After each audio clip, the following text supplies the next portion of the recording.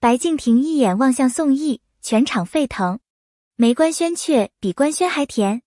一个被配角碾压的女主，如何走出低谷，重新赢得尊重？意外的开局。那天的热搜像一场突如其来的风暴，毫无征兆地席卷全网。白敬亭一眼望向宋轶，全场沸腾。宋轶这次失误了。没官宣却比官宣还甜。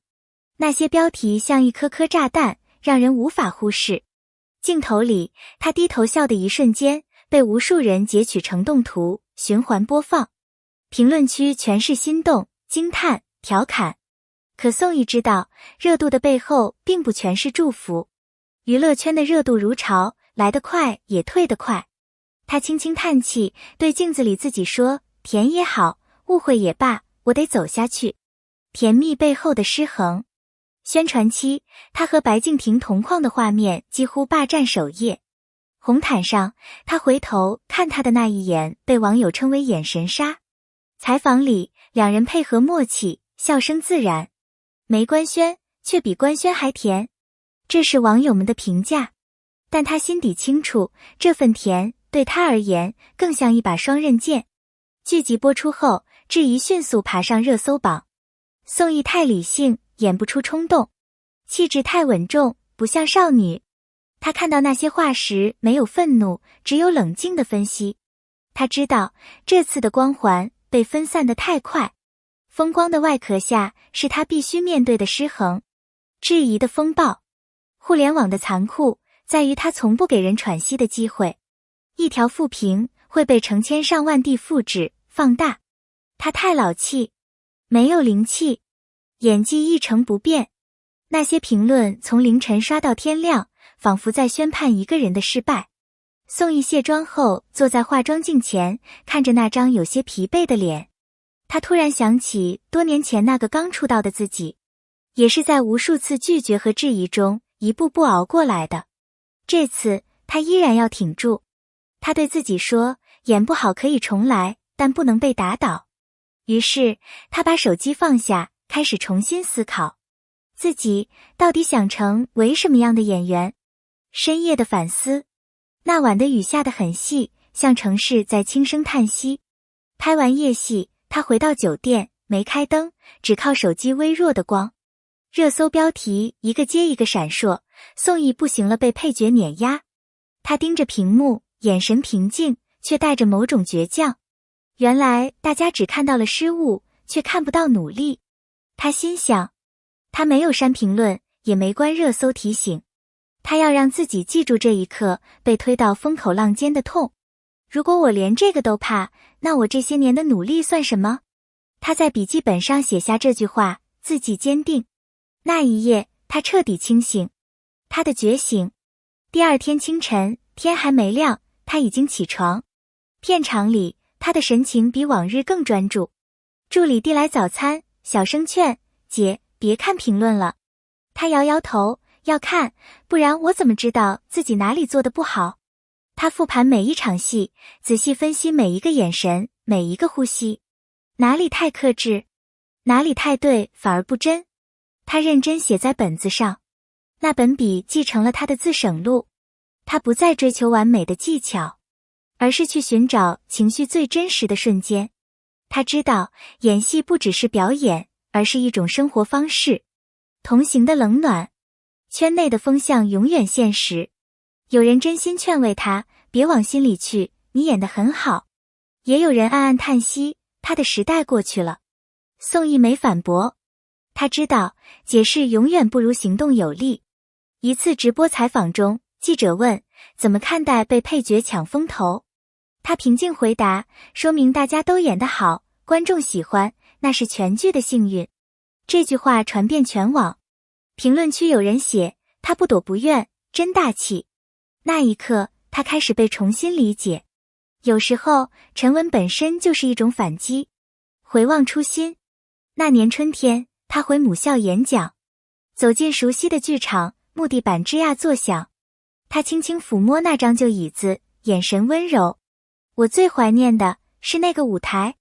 他对学生们说，那时候没有名气，没有镜头，只有掌声和真心。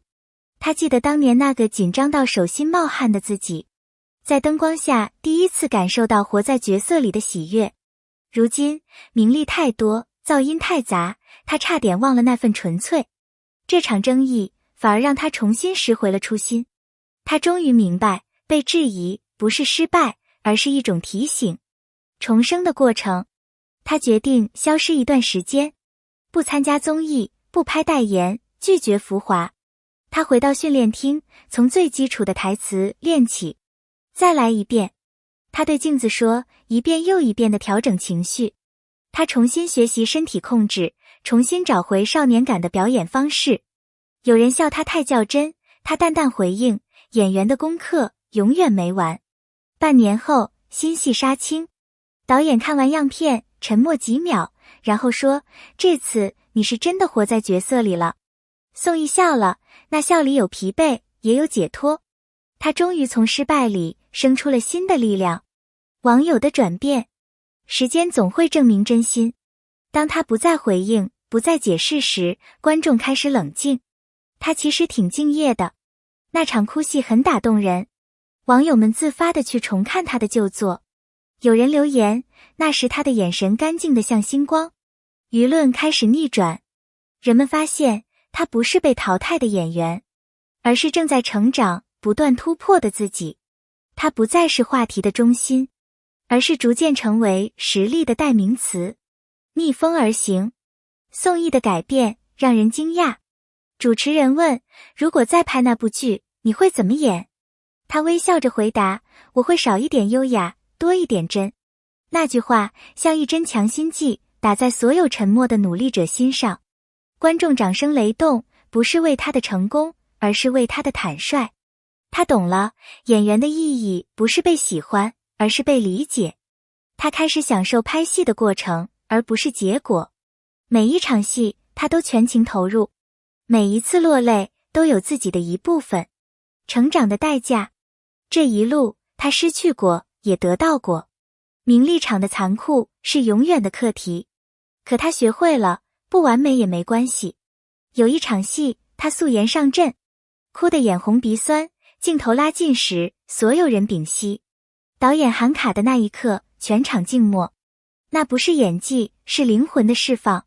从那天起，他再也不怕镜头，因为他知道，真实的自己才最有力量。属于他的重生时刻。1年后，新剧首映，红毯灯光再次闪烁，他走得从容不迫。这一次，他不需要借助谁的名字。镜头里的他，不再完美，却格外真实。媒体标题刷屏，宋轶，让实力替我说话。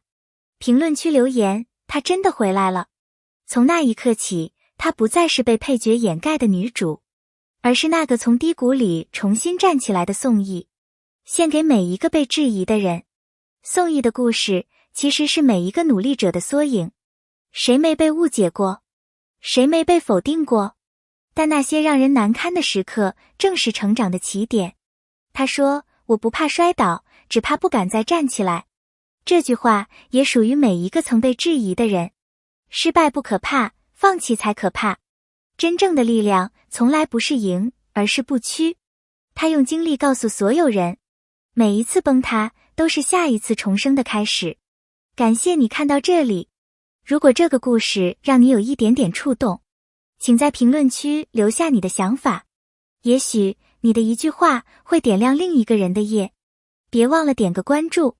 我们下次继续聊那些关于努力、坚持与重生的真实故事。这就是一个跌倒又站起来的故事，一个关于真实、勇气与成长的旅程。如果你曾怀疑自己，请记住，就像宋轶那样，你也能在风暴中重新发光。